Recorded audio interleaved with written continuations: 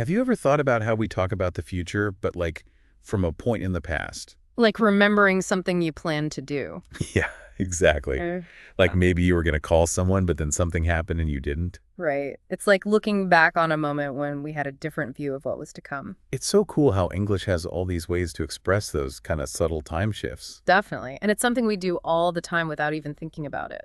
So for this deep dive, we're going to be looking at a guide to English grammar that talks all about this future in the past idea. We're going to unpack how these different tenses work and what they tell us about how we perceive time. Exactly. And I think it'll help us all become more aware of just how much nuance we can pack into our everyday conversations. Absolutely. So let's dive in. One of the most common ways to express the future in the past is with the construction was going to or were going to. Oh, yeah. Like I was going to go to the store, but then it started raining. Exactly. That was going to takes us right back to that moment when you had the intention of going to the store. And it's not just about plans we had, Right. right? We can also use it for predictions. You got it. Yeah. You might say something like, I thought it was going to be sunny today, but I guess I was wrong. Uh-huh. Yeah. And thinking about it now, it's interesting how as kids, we probably use going to for future stuff way more often. Yeah, probably. Because as kids, we maybe feel more certain about the future.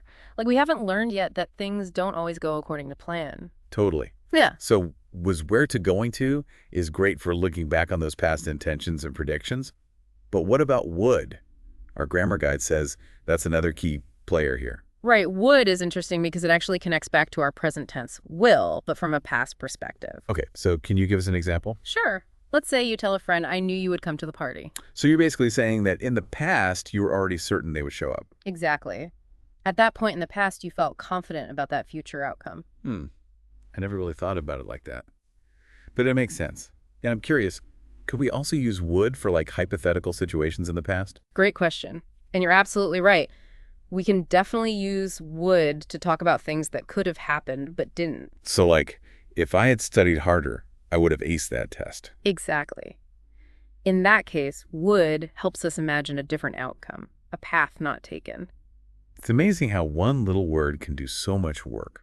So we've got what's we're going to and would for looking back on the future.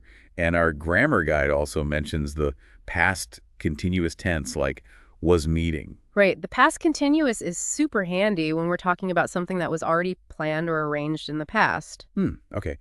So how would we use that? Let's imagine you're thinking back to yesterday. You could say something like, I was meeting my friend for coffee this afternoon. So in that case, you're talking about a fixed plan that was set in stone in the past. Exactly. It's different from saying, I was going to meet my friend, which could just mean you had the intention but hadn't made concrete arrangements yet. Wow, it really is fascinating how these subtle shifts in tense can completely change the meaning. It's like we're adding little brushstrokes to our sentences, creating a more vivid picture of the past. And I think understanding all these nuances makes us better communicators, right? Because we can be more precise with how we express ourselves. For sure. And the more we pay attention to these little details in grammar, the more we'll appreciate the complexity and beauty of language. I totally agree. It's like opening up a whole new world of expression. So next time you're reading a book or watching a movie or even just chatting with a friend, see if you can spot these future in the past constructions. You might be surprised how often they pop up and how much they add to the story. Exactly. And if you're as fascinated by grammar as we are, don't forget to subscribe to this channel for more deep dives into all sorts of language topics. We'll be exploring everything from slang to idioms to the evolution of words. And make sure to check out the links in the description for more resources on the future in the past. We hope you have a great day, and we'll catch you in the next episode. Bye for now. And don't forget to subscribe and tell all your friends about our show. We love sharing our passion for language with as many people as possible. We really appreciate your support. Have a great day. You too.